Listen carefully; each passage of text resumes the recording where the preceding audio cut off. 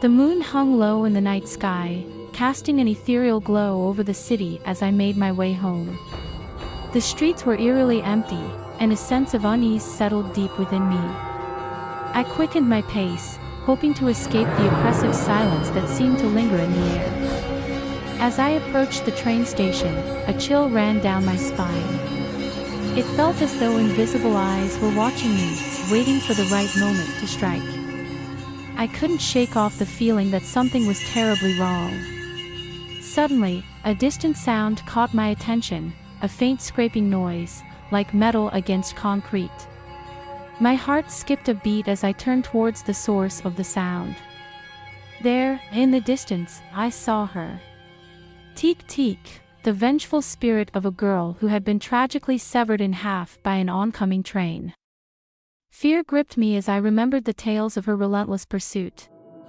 She was said to drag her upper body along the ground, her arms making a spine-chilling teek-teek sound as she sought her next victim. There was no escape from her grasp, no place to hide. She would find you, and when she did, your fate would be sealed. My instincts urged me to run, to flee as fast as my legs could carry me. But the dread that consumed me rooted me to the spot, paralyzing me with fear. I watched helplessly as she drew closer, her haunting presence sending shivers down my spine. The scraping sound grew louder, more agonizing, as Teke Teke propelled herself towards me with supernatural speed. Panic overwhelmed me, my mind racing with desperate thoughts of escape. I stumbled backward, desperately searching for an avenue of retreat. But it was too late. Her lifeless eyes locked onto mine, and a cold, malevolent smile spread across her face. She was inches away now, her torso twisted and contorted, the bloodied stumps of her legs dragging behind her. The metallic scent of death enveloped me, and I could barely breathe. With a surge of supernatural strength, Teke Teke lunged towards me.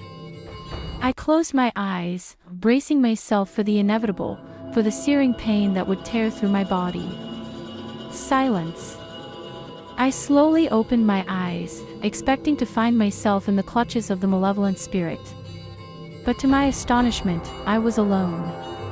Teke Teke had vanished, leaving behind only a trail of dread and confusion. I stumbled back, my mind reeling with disbelief. Had it all been a hallucination, a figment of my imagination? Or had I narrowly escaped a fate worse than death? I couldn't shake off the lingering feeling of her presence, the haunting echo of the scraping sound reverberating through my mind.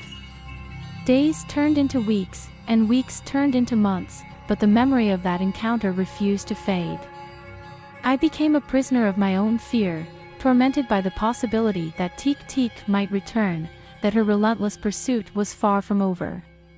Every night, I lay awake in bed, haunted by the sound of metal against concrete, my ears straining for any sign of her approach. The familiar chill down my spine became a constant reminder of the thin veil that separates the living from the dead, the fragile boundary that Teke Teke so mercilessly shattered. In the darkness of my room, I couldn't escape the images that plagued my mind, the sight of her twisted form, her eyes devoid of life, and that bone-chilling smile that promised only pain and despair. I had become a ghost in my own life, a specter of the person I once was. The legend of Teke Teke had consumed me, forever etching its mark on my soul. I was left to wonder, in the depths of my torment, whether the line between life and death was truly as impenetrable as it seemed. But one thing remained certain, I would forever be haunted by the memory of Teke Teke, a relentless reminder of the horrors that lurk in the shadows, waiting to claim those who dare to cross their path.